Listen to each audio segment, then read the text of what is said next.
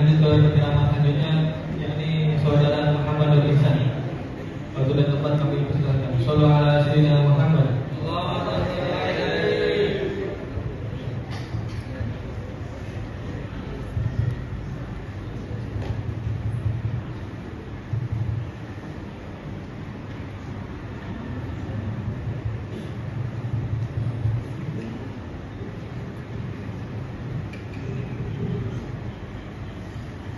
Assalamualaikum warahmatullahi wabarakatuh.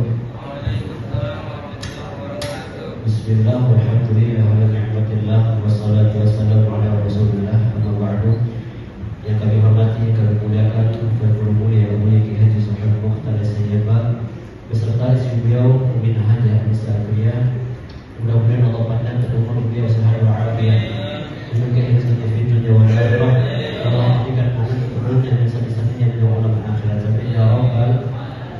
Kemudian terlebih kami hormati Dewan Asatidz, Dewan Pengambil semua, dan mohon maaf namanya tidak bisa disebutkan satu persatu, namun insya Allah kita semua diberikan oleh Allah Subhanahu Wa Taala. Hadirin yang dimuliakan Allah, belum pernah Allah menciptakan makhluk sehingga manusia, belum pernah.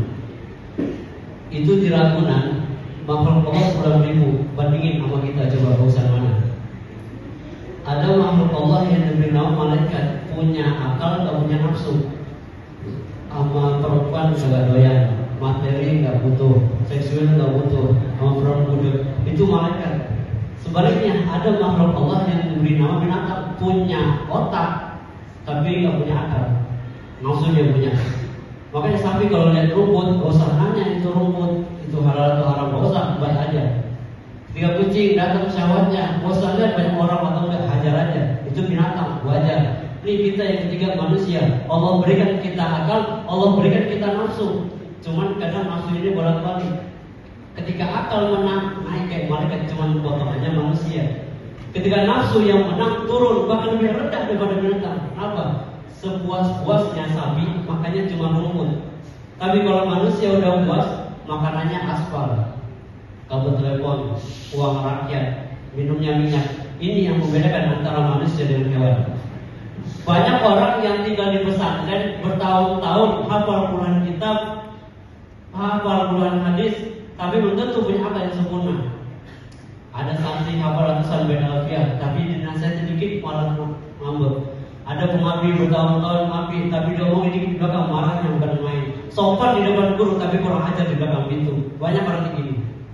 Ini tandanya dia belum punya akal, ilmunya cuma di kepala tapi nggak masuk dalam dada. Bahkan lebih hinanya lagi, dia bisa lebih rendah daripada binatang. Kenapa? Binatang nggak punya akal, dia punya, cuma akalnya nggak dipakai. Maka kata ulama, sempurnanya akal itu ada dua. Yang pertama, ittiba'u ridwanillahi ta'ala, mengikuti ridhonya Allah Subhanahu Wa Taala. Orang berbuat itu bukan karena takut dia berakal ya, tapi karena mencari cinta.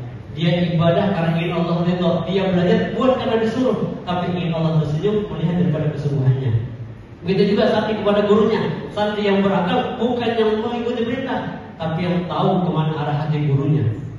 Gurunya lelah, dia bantu. Gurunya marah, dia lihat diri. Bukannya yang disuruh khidmah, tapi malah mengeluh. Percuma ngaji ta'limul muta'alim. Kenapa? Karena orang yang berakal sejati bukan yang hanya pintar bicara, tapi yang tahu adab ketika berhadapan bersama gurunya. Dan ini sejalan dengan apa yang dikatakan oleh Al-Imam Ghazali.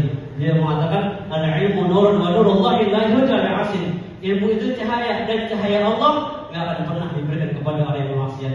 Dan beliau juga mengatakan dalam kitabnya Ihya Ulumuddin, apa kata beliau?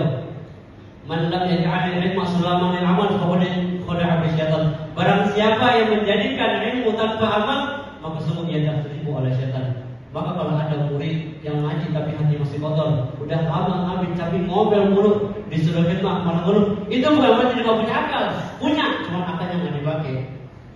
Kalau guru itu, Allah itu. Kalau guru murka, jangan anggap enteng, karena itu bisa jadi tabir antara engkau dan keberkahan ilmu. Kemudian yang kedua kata ulama, wajnabu sabti, menjauhi kemurkaan Allah Subhanahu Wa Taala. Allah mengatakan, Innallaha la yuhibbul mu'tadin. Allah nggak suka orang-orang yang melampaui batas.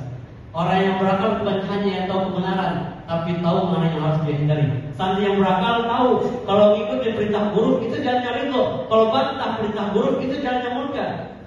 Maka dikatakan dalam kitab Jami'us Shaghir di hadis 9199, memandang pada kiri pada bawah. Dikatakan Rasulullah SAW bersabda, "Man lam yashkurin nas lam yashkurillah." Barang siapa yang tidak berterima kasih kepada manusia, maka dia belum itu bersyukur kepada Allah.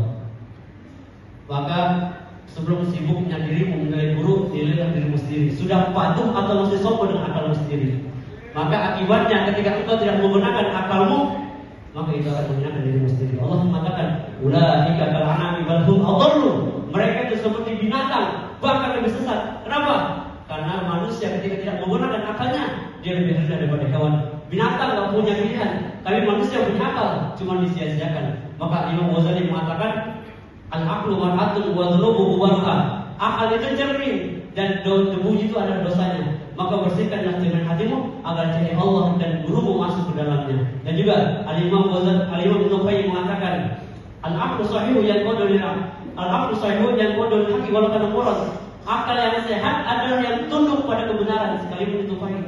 Dan juga Al-Imam Ahmad bin Hanbal mengatakan, "Marradal haqqa faqad sallallahu aqlahu." Barang siapa yang menolak daripada kebenaran, maka Allah cabut daripada akalnya. Sang yang berakal bukan hanya yang tahu hafalan banyak, tapi yang sejauh mana akalnya tunduk pada kebenaran. Santri yang sendiri bukan hanya bisa mengabdi, tapi yang berakal dan mengabdiannya.